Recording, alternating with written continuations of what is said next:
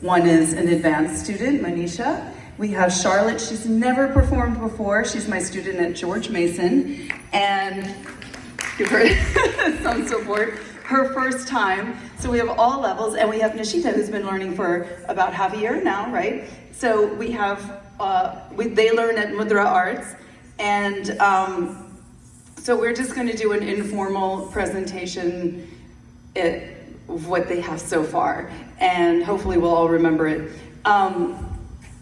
So my name is Lori Clark, and I've studied, I've been a dancer my whole life, and I've studied Kathak since I was young. And I went to India and I studied in Jaipur, Gharana, Kathak in New Delhi. And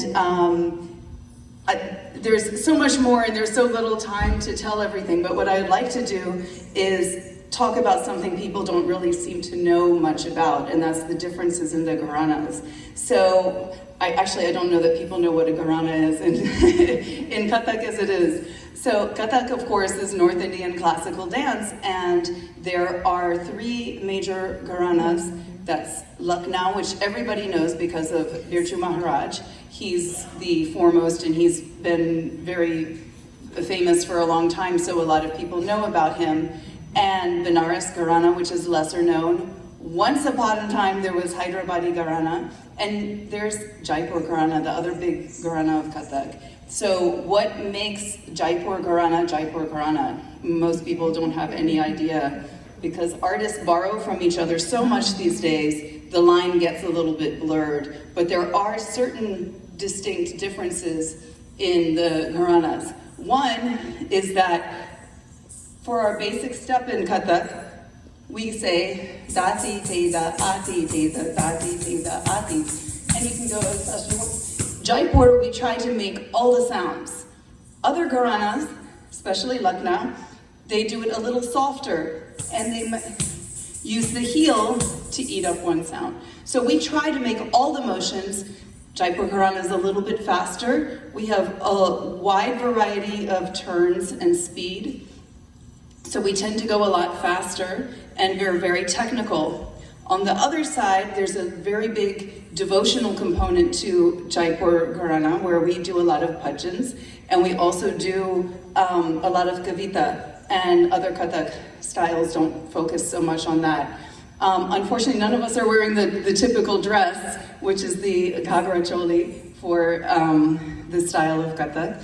And a few other differences are our basic stance. Now, a lot of people stand like this, but traditionally in Jaipur, we would stand, if you can see, like this. So we would land everything like this. So it's a little bit old-fashioned for some people, but I still do it. And we have certain tukras that are associated with Jaipur Gharana specifically. One is ta tunga taka tunga digidi ta tunga taka digidi digidi digidi digidi te da ta te da ta te da ta ta. So that's a typical Jaipur tukra that a lot of people use. Nobody realizes that it comes from Jaipur. So the other kinds of turns that we do, I need two hands now.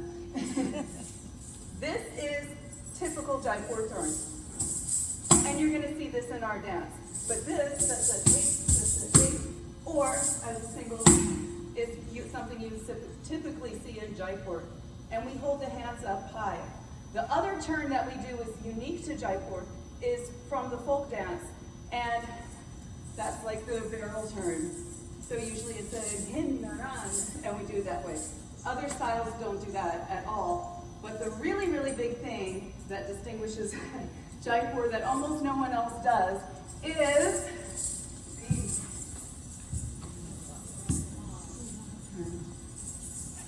spinning on the knees. So those are the big differences in Jaipur Gharana.